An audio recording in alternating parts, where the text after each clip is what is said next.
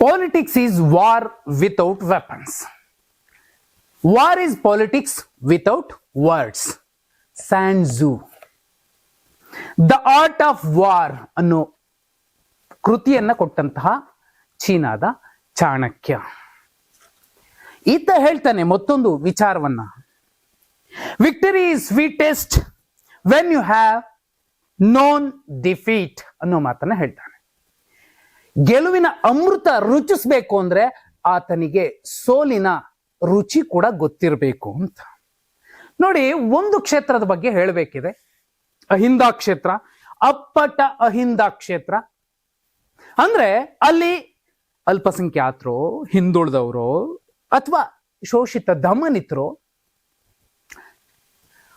ಪ್ರಜೆಗಳಿಂದ ಶಾಸಕರಾಗಿ ಆಯ್ಕೆಯಾಗಿ ಬರಬೇಕು ಅಥವಾ ಸಂಸದರಾಗಿ ಆಯ್ಕೆಯಾಗಿ ಬರಬೇಕು. ಆದ್ರೆ ಅದೊಂದು ಕುಟುಂಬದ ಜಹಾಗೀರಾಗಿತ್ತು.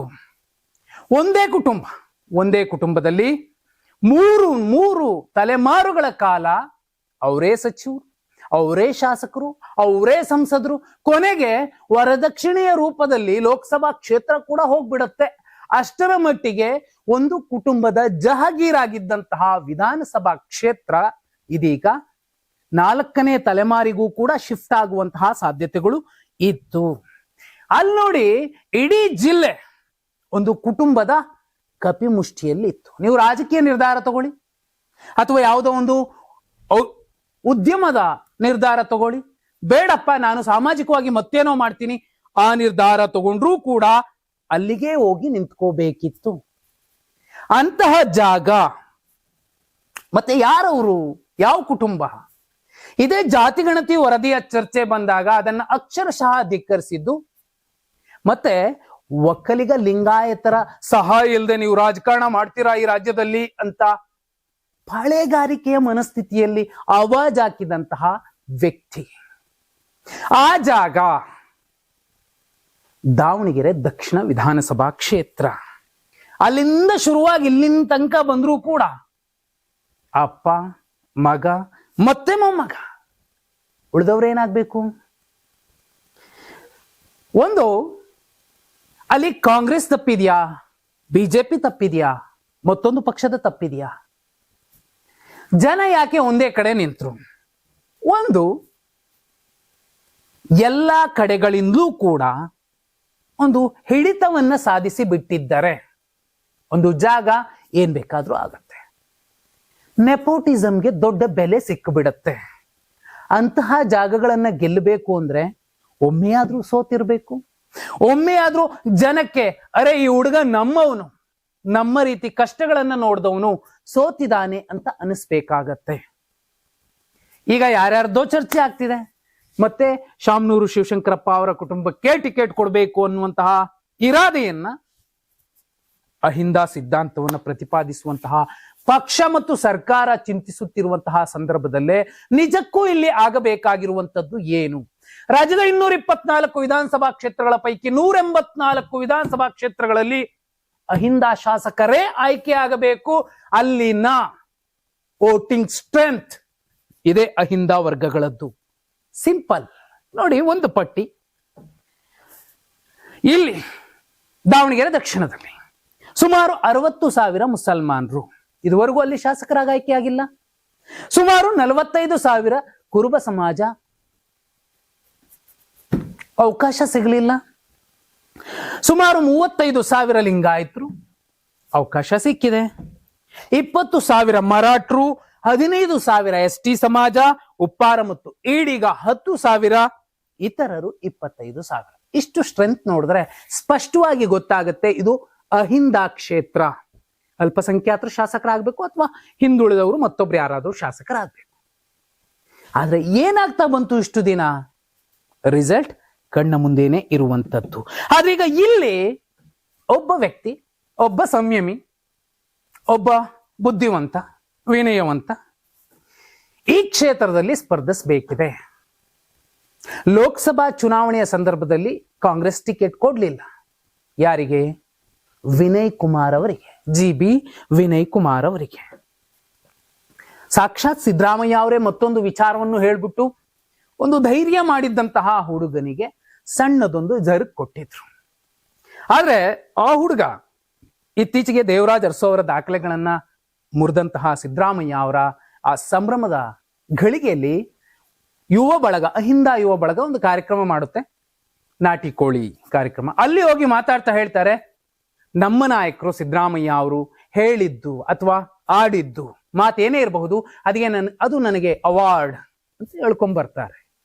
ಅಂತಹ ಸಂಯಮಿ ಇವತ್ತು ಈ ಕ್ಷೇತ್ರದಲ್ಲಿ, ದಾವಣಗೆರೆ ದಕ್ಷಿಣ ಕ್ಷೇತ್ರದಲ್ಲಿ ಉಪಚುನಾವಣೆ ಏನಾದರೂ ನಡೆದ್ರೆ ಈ ವ್ಯಕ್ತಿಗೆ ಒಂದು ಅವಕಾಶ ಕೊಟ್ರೆ, ಯಾಕಂದ್ರೆ ಬೇರೆ ಬೇರೆ ಸಮಾಜದವರು ಹೌದು ಹೋರಾಡ್ತಿದ್ದಾರೆ, ಒಂದು ದೈತ್ಯ ಕುಟುಂಬದ ಎದುರಲ್ಲಿ, ಒಂದು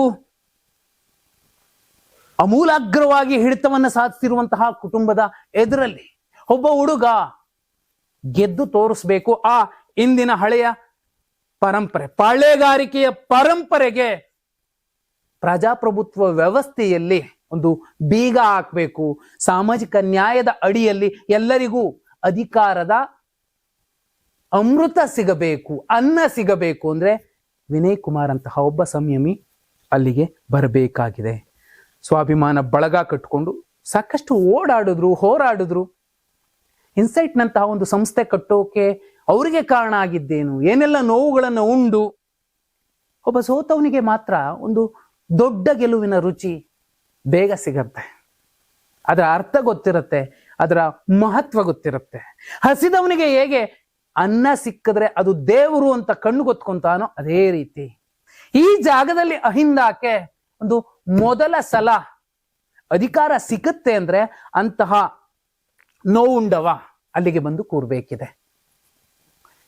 ಯಾಕಂದ್ರೆ ಕಳೆದ ಲೋಕಸಭಾ ಚುನಾವಣೆ ಸಂದರ್ಭದಲ್ಲಿ ದೈತ್ಯ ಒಂದೇ ಕುಟುಂಬ part 1 part 2 side A side B ಅಭ್ಯರ್ಥಿಗಳಾಗಿದ್ರು.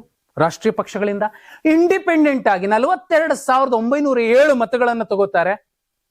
ಮತ್ತೆ ಅವ್ರಿಗೆ ಅಷ್ಟು ಮತಗಳನ್ನ ಹಾಕಿದ್ದು ಸ್ವಾಭಿಮಾನ ಇಟ್ಕೊಂಡಂತವ್ರು. ಇನ್ನುಳಿದವ್ರಿಗೆ ಸ್ವಾಭಿಮಾನ ಇಲ್ವಾ? ಇಲ್ಲ, ಇತ್ತು. ಆದ್ರೆ ಆ ಕ್ಷಣಕ್ಕೆ, ಆ ಸಂದರ್ಭಕ್ಕೆ ಅವರ ಆಯ್ಕೆ ವಿನಯ್ ಕುಮಾರ್ ಅವರಾಗಿರ್ಲಿಲ್ಲ. ಈಗ ಅವಕಾಶ ಇದೆ ಸಂಬಂಧಪಟ್ಟ ಪಕ್ಷಗಳು. ಯಾಕಂದ್ರೆ ವಿನಯ್ ಕುಮಾರ್ ಅವರನ್ನ ತುಂಬಾ ಸೂಕ್ಷ್ಮವಾಗಿ ಯಾರಾದ್ರೂ ಗಮನಿಸಿದ್ರೆ, ತುಂಬಾ ಹತ್ರದಿಂದ ನೋಡಿದ್ರೆ ಕಾಣ್ತಾರೋ ಗೊತ್ತಿಲ್ಲ, ನಾನು ದೂರದಿಂದ ನೋಡಿದೆ. ಒಳಗೊಂದು ಅಹಿಂದ ಜ್ಯೋತಿ ಉರಿತಿರುತ್ತೆ, ಒಂದು ಜಾತ್ಯತೀತ ನಿಲುವಿದೆ. ಅದನ್ನ ಬಿಟ್ಟು ಸ್ವಾಭಿಮಾನ ಅನ್ನುವಂತಹ ಬಿಸಿ ನೆತ್ತರು ಕೊತ್ತ ಕೊತ್ತ ಕುದೀತಿದೆ. ಸಾಮಾಜಿಕ ನ್ಯಾಯದ ಹಂಸಕ್ಷೀರ ನ್ಯಾಯವನ್ನ ಇನ್ನುಳಿದವರಿಗೆ ಒದಗಿಸುವಂತಹ ಒಂದು ಜಾಣ್ಮೆ ಅವರಿಗಿದೆ. ಇನ್ಸೈಟ್ ನಂತಹ ಸಂಸ್ಥೆ ಕಟ್ಟಿ ಇವತ್ತು ಎಷ್ಟೋ ಜನ ಅಧಿಕಾರಿಗಳು ಹೊರಗಡೆ ಕೆಲಸ ಮಾಡ್ತಿದ್ದಾರೆ. ಎಲ್ಲಿಂದ ಬಂದ್ರು, ಯಾಕೆ ಅವ್ರು ಕಟ್ಟಿದ್ರು, ಅವರ ಹಿನ್ನೆಲೆ ಗೊತ್ತಿರೋರಿಗೆ ಅದು ಚೆನ್ನಾಗಿ ಅರಿವಿರುತ್ತೆ.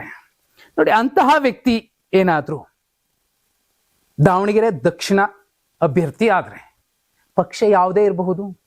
ಯಾಕಂದ್ರೆ ಆರಂಭದಲ್ಲಿ ನಾವು ಹೇಗ್ ಬರ್ತೀವಿ, ಆಯಕಟ್ಟಿನ ಜಾಗಕ್ಕೆ ಬಂದು ಕೂತ್ ಮೇಲೆ ನಾವು ಏನ್ ತೋರಿಸ್ತೀವಿ. ಯಾಕಂದ್ರೆ ಹೌದು, ಈಗ ಬಂದು ಕೂರ್ತಾರೆ, ಅವ್ರೇನು ಕೆಲಸ ಮಾಡ್ಲಿಲ್ಲ ಅಂದ್ರೆ ಸೋಲಿಸ್ತಾರೆ, ಮುಂದಿನ ಚುನಾವಣೆಗೆ ಸೋಲಿಸ್ತಾರೆ. ಆದ್ರೆ ಒಂದು ಕಸುವಿದೆ, ಕನಸಿದೆ. ಆ ಕಾರಣಕ್ಕೋಸ್ಕರನೇ ಅವ್ರು ಈಗಲೂ ಕೂಡ ಸ್ವಾಭಿಮಾನಿ ಬಳಗವನ್ನ ಕಟ್ಕೊಂಡು ಓಡಾಡ್ತಿದ್ದಾರೆ. ಒಂದು ಉಪಚುನಾವಣೆಯ ಸಂದರ್ಭದಲ್ಲಿ ಅವರಿಗೆ ಒಂದು ಅವಕಾಶ ಮಾಡಿಕೊಟ್ರೆ, ಇನ್ನು 2.5 ವರ್ಷದ ತನಕ ಸಮಯ ಇದೆ, 2.5 ವರ್ಷ. ಆ ಸಮಯದ ಒಳಗಡೆ ತನ್ನ ತಾಕತ್ತೇನು ಅಂತ ಪ್ರದರ್ಶಿಸಬಹುದು. ಯಾರ್ಯಾರೋ ಬಂದು ಸಿನಿಮಾ ಡೈಲಾಗ್ ಹೊಡೆದು ಗೆದ್ದು ಹೋಗ್ತಾರೆ. ಈತ ಡಿಸರ್ವ್ಡ್ ಇದ್ದಾರೆ, ಜ್ಞಾನ ಇದೆ, ಸಂವಿಧಾನದ ಪರಿಪೂರ್ಣ ಪಾಠ ನಾಲಿಗೆಯಲ್ಲಿದೆ, ಈ ನೆಲದ ಕಾನೂನುಗಳ ಅರಿವಿದೆ. ನೊಂದವರು, ಶೋಷಿತರು, ದಮನಿತರು, ಯಾರಿಗೆ ಅಧಿಕಾರ ಸಿಕ್ಕಿಲ್ಲ, ಯಾರಿಗೆ ಧ್ವನಿ ಇಲ್ಲ, ಅವ್ರಿಗೇನು ಬೇಕಿದೆ ಎಲ್ಲವೂ ಕೂಡ ಗೊತ್ತಿದೆ. ಇಂತಹ ನಾಯಕರು ಅಲ್ಲಿ ಬಂದು ಕೂತ್ರೆ ಉತ್ತಮ. ತೀರಾ ನನ್ನ ಮಗನಿಗೂ ಬೇಕು, ಅವನ ಮಗನಿಗೂ ಬೇಕು, ಅವನ ಮಗನಿಗೂ ಬೇಕು ಅನ್ನುವಂತಹ ಮನಸ್ಥಿತಿಯ ಪಾಳೆಗಾರಿಕೆಯ ಕೋಟೆಗಳನ್ನ ಛಿದ್ರ ಮಾಡದೆ ಹೋದ್ರೆ ಪ್ರಜಾಪ್ರಭುತ್ವ ವ್ಯವಸ್ಥೆಯಲ್ಲಿ ಮತ್ತದೇ ಮುಂದುವರಿತಾ ಹೋಗುತ್ತೆ. ಅವತ್ತು ಬಿಳಿ ತೊಗಲಿನ ಜನ ಇದ್ರು, ನಂತರ ಬೇರೆ ತೊಗಲಿನ ಜನ ಬಂದಿದ್ರೆ ನಾಳೆ ಇನ್ನೊಂದು ತೊಗಲಿನ ಜನ ಬರ್ತಾರೆ. ಕೊನೆಯವನಿಗೂ ಕೂಡ ಅಧಿಕಾರ ಸಿಗೋದು ಯಾವಾಗ? ಒಂದು ಬದಲಾವಣೆ ಆಗಬೇಕು. ಆ ಬದಲಾವಣೆಯ ಸಂದರ್ಭದಲ್ಲಿ ಪ್ರಥಮರು ಯಾರಿರ್ತಾರೆ ಅಂತವರು ಈಗ ಈ ಕ್ಷೇತ್ರಕ್ಕೆ ವಿನಯ್ ಕುಮಾರ್ ಅಂತಹ ವಿನಯವಂತ ಬೇಕಾಗತ್ತೆ. ಯಾಕಂದ್ರೆ ಯಾರಿಗೇ ಆಗ್ಲಿ ಅವರ ವ್ಯಕ್ತಿತ್ವದ ಮೌಲ್ಯಮಾಪನವನ್ನ ಆ ಜಾಗದಲ್ಲಿ ಕೂರ್ಸೇ ನೋಡ್ಬೇಕು. ಈ ಸಂಯಮಿ ತರ ಕಾಣುವಂತವ್ರು ನಾಳೆ ಏನಾಗ್ಬೋದೋ ಗೊತ್ತಿಲ್ಲ. ಈಗ ಮಾಸ್ ಲೀಡರ್ಗಳ ಒಂದು ಪೀಳಿಗೆ ಮುಗಿಯುವಂತಹ ಸಂದರ್ಭಕ್ಕೆ ಅಹಿಂದಾದ ರಥ ಎಳೆಯುವಂತಹ ಯುವ ನಾಯಕರು ಬೇಕಾಗತ್ತೆ. ಆ ಯುವ ನಾಯಕರ ಪಟ್ಟಿ ಮಾಡಲೇಬೇಕಿದೆ. ಲಯನ್ ಟಿವಿ ಅಹಿಂದ ಕ್ಷೇತ್ರಗಳ ಒಂದೊಂದೇ ಮಾಹಿತಿಯನ್ನ ಇನ್ನು ಮುಂದೆ ಕೊಡ್ತಾ ಹೋಗುತ್ತೆ. ಅಹಿಂದ ಯಾತ್ರೆಯಲ್ಲಿ ಇನ್ನು ಮುಂದೆ ಸುಮಾರು 10 ಅಥವಾ 20 ನವ ಯುವ ಪಡೆಯ ನಾಯಕತ್ವ ಎಂಥವರಿಗೆ ಸಿಗಬೇಕು ಅಹಿಂದ ನಾಯಕರಾಗಿ ಅನ್ನುವಂತಹ ದೊಡ್ಡ ಪಟ್ಟಿಯನ್ನ ಕೊಡ್ತಾ ಹೋಗ್ತೀವಿ. ಆ ಪಟ್ಟಿಯ ಮೊದಲಿನ ಒಂದು ಕ್ಷೇತ್ರ ಅದು ದಾವಣಗೆರೆ ದಕ್ಷಿಣ ವಿಧಾನಸಭಾ ಕ್ಷೇತ್ರ. ಇಲ್ಲಿ ಉಳಿದವರಿಗಿಂತಲೂ ರೇಸಲ್ಲಿ ಸ್ವಲ್ಪ ಮುಂದಿರುವಂತವರು ಉಪಚುನಾವಣೆಯ ಸಂದರ್ಭದಲ್ಲಿ ಗೆದ್ದೇ ಗೆಲ್ಲಬಹುದಾದಂತಹ ಒಂದು ಜನಾಭಿಪ್ರಾಯ ರೂಪಿತವಾಗಿರುವಂತಹ ವ್ಯಕ್ತಿ ಮತ್ತು ವ್ಯಕ್ತಿತ್ವ ಅದು ವಿನಯ್ ಕುಮಾರ್ ಗೆಲ್ಲಬೇಕು.